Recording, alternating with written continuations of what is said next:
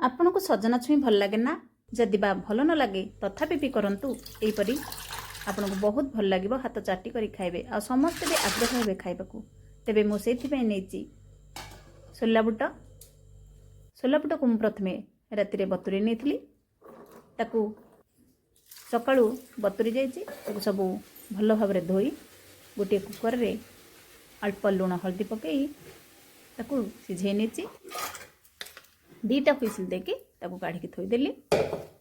जानसिन kitchen को आपण समस्त को स्वागत करुच्ची। एठी मु रखिछि सजना छुई ताकू भल भाबरे परिष्कार करी तार चोपा छड़े नेछि छोट छोट करी काटी नेछि आकु परिष्कार भाबरे धोई सारला परे गोटे करे रे अल्प पानी दे लुण हल्दी पकई ताकू सिझे नेछि। सजना छुई की बेसी सिझेबेनी। एठी सजना छुई सिझी जाइछि आमे गोटे तेल पकई गोटे करे रे बसेबा सेथिपाई मु जीरा पानमधुरी कंचा लंका सुखिला लंका आ सोरिष नेछि। आग जीरा सोरिष पानमधुरी की फुटण करदेली तापरे मरचंगा पत्र कंचा लंका आ सुखिला लंका को पकई बड़ बड़ काटी रखी मु पियाज से पियाज को मु काटी दे पकईछि। आपण चाहिए बटा मसला दे पारिबे।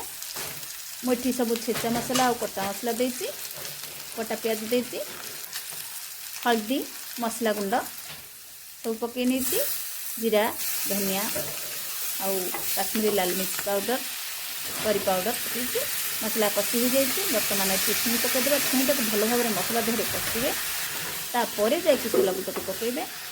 मुठी सेमिति करछि देखंतु केते भल भाव कषि जाइछि पानी मो बिल्कुल दे नथिली एबे टिके पानी दे देछि ताकू टिके घोड़े देछि। मु आगरु तो लुण पकईथिली सेथिमे मु एथरे लुण पकईनी मोर लुण समान हेतिला। आपण चाहिले आपण लुण पकईबे।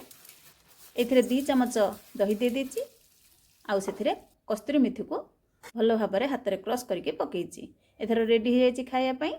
वीडियोटी भल लागथिले लाइक टे निश्चय करिवे आउ खाइला परे कमेंट कर माध्यम रे जणेबे सोला बुट सजना छुई चोखा केमती लागिला।